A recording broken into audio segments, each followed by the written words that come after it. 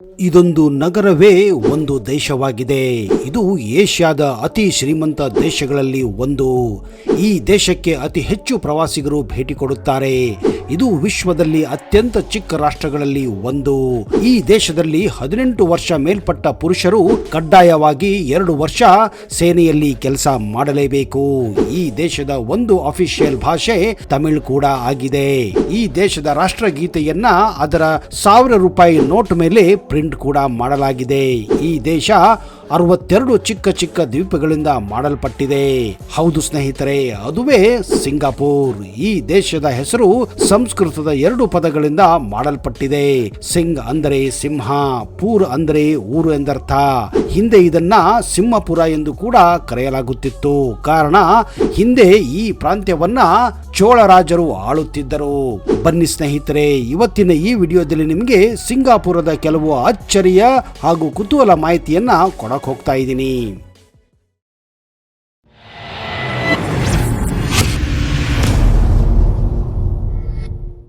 ನಮ್ಮ ದೇಶವನ್ನ ಬಿಟ್ಟು ಪರದೇಶಕ್ಕೆ ಪ್ರಯಾಣಿಸಿದ ಸಂದರ್ಭದಲ್ಲಿ ಮೈಯೆಲ್ಲ ಕಣ್ಣಾಗಿರುವಂತೆ ಎಚ್ಚರವಾಗುವುದೇ ಹೆಚ್ಚು.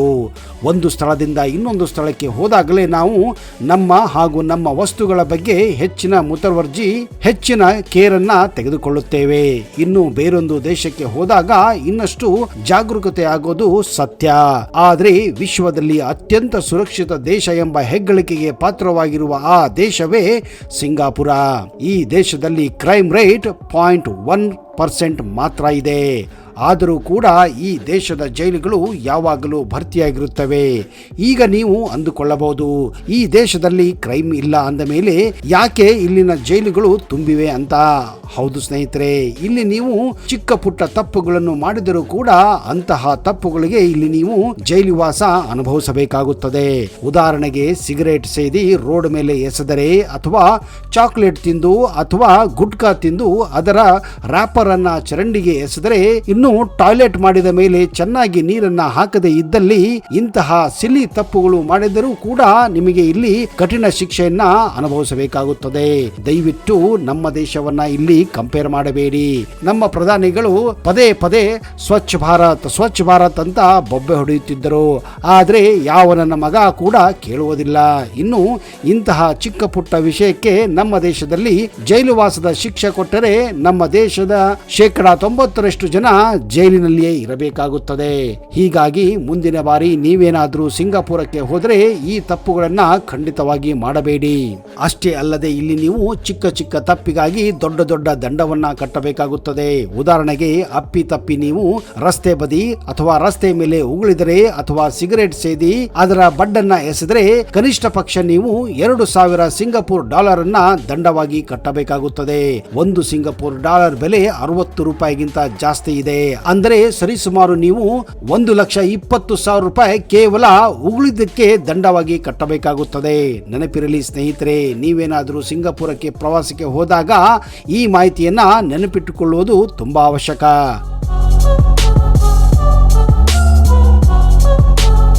ದುಬಾರಿ ಕಾರುಗಳು. ಹೌದು ಸ್ನೇಹಿತರೆ, ಸಿಂಗಾಪುರ್ನಲ್ಲಿ ಕಾರುಗಳನ್ನ ಖರೀದಿ ಮಾಡಬೇಕೆಂದ್ರೆ ಅವು ಅತಿ ಹೆಚ್ಚು ದುಬಾರಿಯಾಗಿವೆ. ಇದಕ್ಕೆ ಕಾರಣ ಇಲ್ಲಿಯ ತೆರಿಗೆ ಪದ್ಧತಿ. ನೀವೇನಾದ್ರೂ BMW ಕಾರನ್ನ ದುಬೈಯಲ್ಲಿ ಖರೀದಿ ಮಾಡಬೇಕೆಂದ್ರೆ ಅದರ ಬೆಲೆ $50 ಲಕ್ಷ ಆಗುತ್ತದೆ ಅಂದುಕೊಳ್ಳಿ. ಹಾಗೆಯೇ ಅದರ ಬೆಲೆ ಭಾರತದಲ್ಲಿ $1 ಕೋಟಿ ಆಗಬಹುದು. ಇನ್ನು ಅದೇ ಬೆಲೆಯ ಕಾರು ಸಿಂಗಾಪುರದಲ್ಲಿ ಖರೀದಿ ಮಾಡಿದರೆ ಅದರ ಬೆಲೆ $3 ಕೋಟಿ ಆಗುತ್ತದೆ. ಇದಕ್ಕೆ ಕಾರಣ ಅಲ್ಲಿನ ಸರ್ಕಾರ ವಿಧಿಸುವ ಭಾರಿ ಹಾಗೂ ಭಯಾನಕ ಟ್ಯಾಕ್ಸ್. ಹೌದು, ಅದಕ್ಕೂ ಒಂದು ಕಾರಣ ಇದೆ.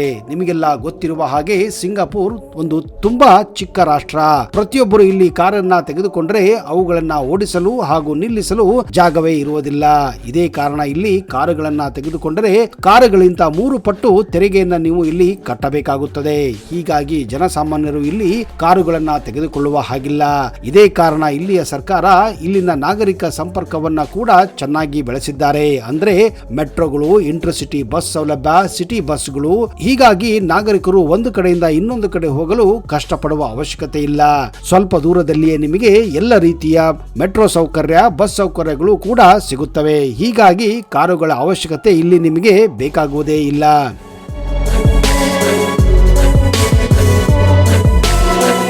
ಸಿಂಗಾಪುರದಲ್ಲಿ ಸ್ಥಳದ ಅಭಾವದಿಂದ ಈಗ ಇಲ್ಲಿ ಒಂದರ ಮೇಲೆ ಒಂದು ಮನೆಗಳನ್ನ ಜೋತು ಬಿಡುವ ಆಯಾಮದ ಮನೆಗಳನ್ನ ಕಟ್ಟುವ ಹೊಸ ಐಡಿಯಾ ಕೂಡ ಇಲ್ಲಿ ಪರಿಕಲ್ಪನೆ ಮಾಡಿಕೊಳ್ಳಲಾಗಿದೆ.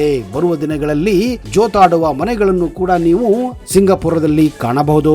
ಸಿಂಗಾಪುರದಲ್ಲಿ ಮಿನಿ ಇಂಡಿಯಾ ಅನ್ನುವ ಒಂದು ಜಾಗವಿದೆ. ಹೆಸರೇ ಸೂಚಿಸುವ ಹಾಗೆ ಇದು ಒಂದು ಚಿಕ್ಕ ಭಾರತ. ಇಲ್ಲಿ ನಿಮಗೆ ಭಾರತದ ಎಲ್ಲ ರಾಜ್ಯಗಳ ತಿಂಡಿ ತಿನಿಸುಗಳು, ಇಲ್ಲಿ ನಿಮಗೆ ಖಾದ್ಯಗಳು, ಸಾಮಾನುಗಳು ಕೂಡ ಸಿಗುತ್ತವೆ. ಅಷ್ಟೇ ಅಲ್ಲದೆ ಸಿಂಗಾಪುರದಲ್ಲಿ ಭಾರತದಲ್ಲಿರುವ ಹಾಗೆ ಚೋರ್ ಬಜಾರ್ ಕೂಡ ಇದೆ. ಇಲ್ಲಿ ನಿಮಗೆ ಎಲ್ಲ ತರದ ಫೋನುಗಳು ಕಡಿಮೆ ಬೆಲೆಗೆ ಸಿಗುತ್ತದೆ. ಆದರೆ ಇದು ಕದ್ದಂತಹ ಫೋನುಗಳಲ್ಲ, ಬದಲಾಗಿ ಅಲ್ಲಿ ಅವರು ಬಳಸಿದಂತಹ ಸೆಕೆಂಡ್ ಹ್ಯಾಂಡ್ ಫೋನುಗಳು ಇಲ್ಲಿ ಹೆಚ್ಚಾಗಿ ಸಿಗುತ್ತವೆ. ಪಾಸ್ಪೋರ್ಟ್ ಇಂಡೆಕ್ಸ್ ಪ್ರಕಟಿಸಿದ ಇತ್ತೀಚಿನ ಶ್ರೇಯಾಂಕದ ಪ್ರಕಾರ ಸಿಂಗಾಪುರದ ಪಾಸ್ಪೋರ್ಟ್ ವಿಶ್ವದ ಅತ್ಯಂತ ಬಲಿಷ್ಠ ಪಾಸ್ಪೋರ್ಟ್ ಎಂದು ಸ್ಥಾನವನ್ನ ಗಿಟ್ಟಿಸಿಕೊಂಡಿದೆ. ಸಿಂಗಾಪುರ ಪ್ರಪಂಚದ 20ನೇ ಚಿಕ್ಕ ದೇಶವಾಗಿದೆ ಮತ್ತು ಒಟ್ಟು 734.3 ಚದುರ ಕಿಲೋಮೀಟರ್ ಭೂಪ್ರದೇಶವನ್ನು ಹೊಂದಿರುವ ಏಷ್ಯಾದ 3ನೇ ಅತಿ ಚಿಕ್ಕ ರಾಷ್ಟ್ರವಾಗಿದೆ. ಇದರ ಮುಖ್ಯ ದ್ವೀಪವು ಪೂರ್ವದಿಂದ ಪಶ್ಚಿಮಕ್ಕೆ 50 ಕಿಲೋಮೀಟರ್ ಮತ್ತು ಉತ್ತರದಿಂದ ದಕ್ಷಿಣಕ್ಕೆ 27 ಕಿಲೋಮೀಟರ್, ಒಟ್ಟು 193 ಕಿಲೋಮೀಟರ್ ಕರಾವಳಿಯನ್ನ ಹೊಂದಿದೆ. ಹಾಗೆ ನೋಡಿದರೆ ಇದು ಬೆಂಗಳೂರಿಗಿಂತ ಚಿಕ್ಕದಾದಂತಹ ಒಂದು ನಗರವಾಗಿದೆ. ಆದರೆ ವಿಚಿತ್ರ ಏನಂದ್ರೆ ಇದುವೇ ಒಂದು ದೇಶ. ಸಿಂಗಾಪುರ ದೇಶವು ಸೌಂದರ್ಯಕ್ಕೆ ಮಾತ್ರ ಹೆಸರುವಾಸಿ ಅಲ್ಲದೆ ಪ್ರಾಮಾಣಿಕತೆ ಮತ್ತು ನಿಸ್ವಾರ್ಥತೆಗೂ ಕೂಡ ಜನಪ್ರಿಯ ದೇಶವಾಗಿದೆ. ಕನ್ನಡದ ಸುಪ್ರಸಿದ್ಧ ಚಿತ್ರ ಸಿಂಗಾಪುರದಲ್ಲಿ ರಾಜ ಕುಳ್ಳದ ಚಿತ್ರೀಕರಣ 75% ಇಲ್ಲಿಯೇ ಚಿತ್ರೀಕರಣ ಮಾಡಲಾಗಿತ್ತು. ಅದು ಕೂಡ 80ರ ದಶಕದಲ್ಲಿ.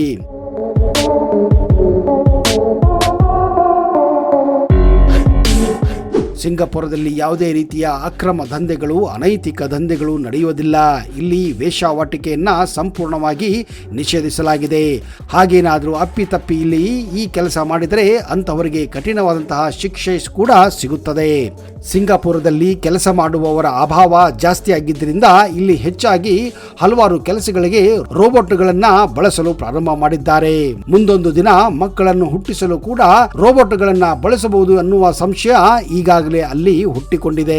ಆಗಸ್ಟ್ 9, 1965ರಂದು ಸಿಂಗಾಪುರವು ಮಲೇಷಿಯಾದಿಂದ ಬೇರ್ಪಟ್ಟು ಸ್ವತಂತ್ರ ದೇಶವಾಗಿತ್ತು. ಈಗಿರುವ ಜಾಗ ಯಾವುದಕ್ಕೂ ಉಪಯೋಗ ಇಲ್ಲ ಅಂತ ಮಲೇಷಿಯನ್ನರು ಭಾವಿಸಿದ್ದರು. ಆದರೆ ಸ್ವತಂತ್ರ ನಂತರ ಸಿಂಗಾಪುರ ಬೆಳೆದಿರುವ ರೀತಿಯನ್ನು ಕಂಡು ಅವರೇ ಈಗ ಅಲ್ಲದೆ ವಿಶ್ವವೇ ಬೆರಗಾಗಿ ಹೋಗಿದೆ. ಸಿಂಗಾಪುರ್ ಚಾಂಗಿ ಅಂತಾರಾಷ್ಟ್ರೀಯ ವಿಮಾನ ನಿಲ್ದಾಣ ಪ್ರಶಸ್ತಿ ವಿಜೇತ ಅಂತಾರಾಷ್ಟ್ರೀಯ ವಿಮಾನ ನಿಲ್ದಾಣವಾಗಿದ್ದು 12ನೇ ಬಾರಿಗೆ ವಿಶ್ವದ ಅತ್ಯುತ್ತಮ ವಿಮಾನ ನಿಲ್ದಾಣ ಎನ್ನುವ ಪ್ರಶಸ್ತಿಯನ್ನ ಗಿಟ್ಟಿಸಿಕೊಂಡಿದೆ. ಸಿಂಗಾಪುರವು ಅತಿ ದೊಡ್ಡ ವರ್ಟಿಕಲ್ ಗಾರ್ಡನ್ ಅನ್ನು ಹೊಂದಿರುವ ವಿಶ್ವ ದಾಖಲೆಯನ್ನ ಹೊಂದಿದೆ. ಸಿಂಗಾಪುರ ಬೀದಿಗಳು ಸರಿಸುಮಾರು 50,000 ಬೀದಿ ಬೆಕ್ಕುಗಳಿಗೆ ನೆಲೆಯಾಗಿದೆ. ಸಿಂಗಾಪುರ್ ಫ್ಲೈಯರ್ ಪ್ರಸ್ತುತ 165 ಮೀಟರ್ ಎತ್ತರದೊಂದಿಗೆ ವಿಶ್ವದ 2ನೇ ಅತಿ ದೊಡ್ಡ ಫೆರಿಸ್ ಚಕ್ರ ಎಂಬ ಶೀರ್ಷಿಕೆಯನ್ನು ಕೂಡ ಹೊಂದಿದೆ. ಸಿಂಗಾಪುರ್ ನೈಟ್ ಸಫಾರಿ ವಿಶ್ವದ ಮೊದಲ ರಾತ್ರಿಯ ವನ್ಯಜೀವಿ ಉದ್ಯಾನವಾಗಿದ್ದು ಇದು 900ಕ್ಕೂ ಹೆಚ್ಚು ಪ್ರಾಣಿಗಳಿಗೆ ನೆಲೆಯಾಗಿದೆ. 2016ರಲ್ಲಿ ಸಿಂಗಾಪುರವನ್ನ ವಿಶ್ವದ ಅತ್ಯಂತ ದುಬಾರಿ ನಗರ ಎಂದು ಕೂಡ ರೇಟ್ ಮಾಡಲಾಗಿತ್ತು. ದಿ ಮರ್ಲಿಯನ್ ಸಿಂಗಾಪುರದ ಅಧಿಕೃತ ಮ್ಯಾಸ್ಕಟ್ ಆಗಿದೆ. ಹೇಗೆ ನಾವು ಬೆಂಗಳೂರು ಅಂದ ತಕ್ಷಣ ವಿಧಾನಸೌಧವನ್ನ ತೋರಿಸುತ್ತೇವೋ ಅದೇ ರೀತಿ ಸಿಂಗಾಪುರ ಅಂದ ತಕ್ಷಣ ಈ ಮರ್ಲಿನ್ ಅಂದ್ರೆ ಅರ್ಧ ಸಿಂಹದ ವಿಗ್ರಹವನ್ನ ತೋರಿಸಲಾಗುತ್ತದೆ. ಇದರ ಬಾಯಿಯಿಂದ ನೀರು ಕೂಡ ಚಿಮ್ಮುತ್ತದೆ. ಹೆಚ್ಚಾಗಿ ಪ್ರವಾಸಿಗರು ಸಿಂಗಾಪುರಕ್ಕೆ ಹೋದಾಗ ಇದರ ಮುಂದೆ ನಿಂತು ಫೋಟೋಗಳನ್ನ ತೆಗೆದುಕೊಳ್ಳುವುದು ಅಭ್ಯಾಸವಾಗಿದೆ.